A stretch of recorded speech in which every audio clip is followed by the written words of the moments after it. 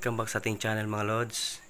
Ito na naman tayo at meron tayong i-share sa inyo na isang concert AV502 na clone or fake, sabi nung iba. So pag-uusapan natin to ngayon mga Lods, kung paano ba siya gawing original, kagaya ng original na concert. So ang gagawin lang po natin mga Lods, simple lang po yung gagawin natin. Kasi unang-una, yung transistor po nito is ito po yung talaga pangunahing fake po talaga. Hindi po talaga siya original na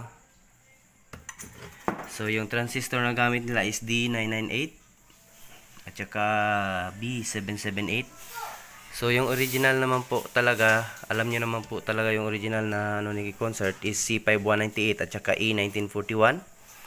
So meron tayo ngayong hinanda dito na yan, original na transistor at saka 8 mica insulator. So ayan mga Lods, at meron din tayong silicone compound. Kasi yung fake po, kasi walang siya, hindi siya metal yung likod, kaya hindi nila nilagyan ng mica insulator. So yung ipapalit natin na original na transistor is need niya ng mica. So ayan, kung mayroon po kayong mga ganitong amplifier, kung gusto nyo po gawing matibay, so ganun lang po yung gagawin natin mga Lods. So ayan, kung di ka pa subscribe sa ating channel mga Lods, huwag kalimutang mag-subscribe at pahit ng ating notification bell, pa-all na po para lagi kayong updated sa ating mga bagong upload na video. So ayan, ayan po yung natin. Yan, may may pabigat pa siya mga Lods, pero okay lang yan, at least matibay yung natin. So at saka lalakas din siya konti mga Lods, kasi gagawin natin to siyang original. So ayan, ito papalitan din natin to yung capacitor nya. So ayan mga Lods, abang-abang tayo, magte-test video tayo nito. So ito, buuhin ko to muna, papalitan ko to yung mga yung mga yung mga need natin palitan. Kasi sabi ng customer natin na kapag kanilakasan yung volume, tunog lata. Imbis na lalakas yung humihina yung bass. So ayan, ito yung gagawin natin mga Lods. Salamat. So ayan, so ito na siya mga Lods, mga katek natin dyan. So ayan, napalitan na natin yung natin, output transistor. So yan, napalitan na din natin ng capacitor dalawa. So ito po yung nya.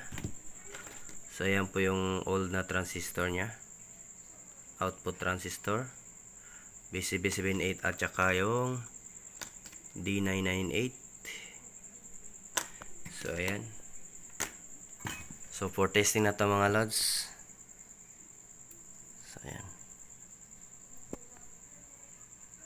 ayan.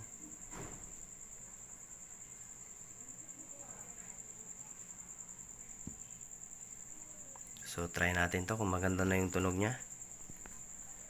So ayan, tuloy ko to mga Lods. So ayan, nasalpak na natin mga Lods. So testing natin to ngayon. So power up natin.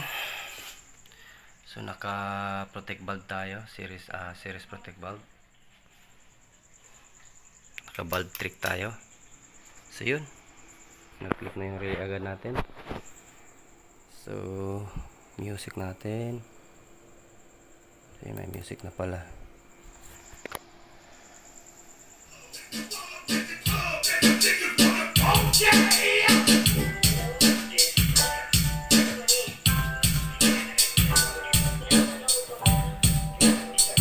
Ganda boss. Ganda nung nya sounds.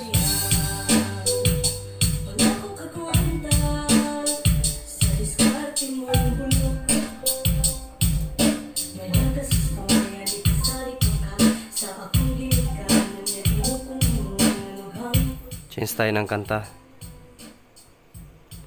Shoutout nga pala sa ating mga bagong subscriber dyan, at saka kay Boss Wilmer sa pagbigay ng mga magagandang remix.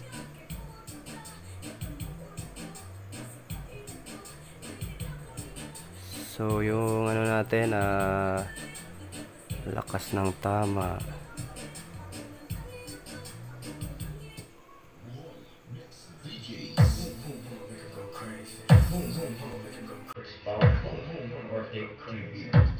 So yan, pa-subscribe sa ating channel, Ortic TV.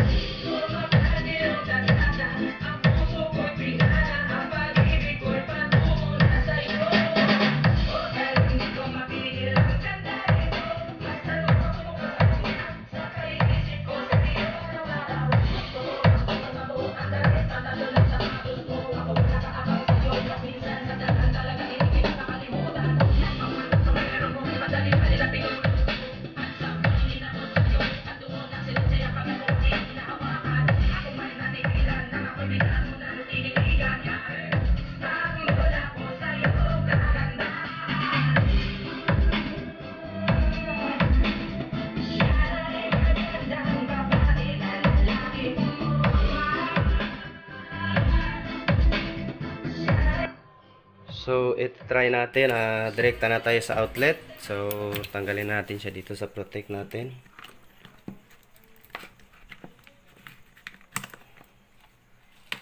So, direkta na natin siya sa ating main outlet kung okay na siya.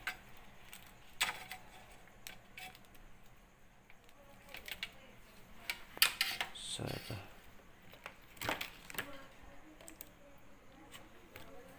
So, yun.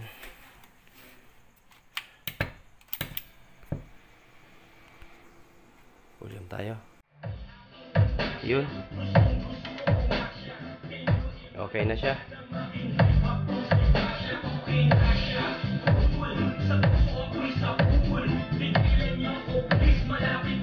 So success tayo mga lods. Salamat sa panonood, o thanks for watching sa ating Please like and share po mga lods.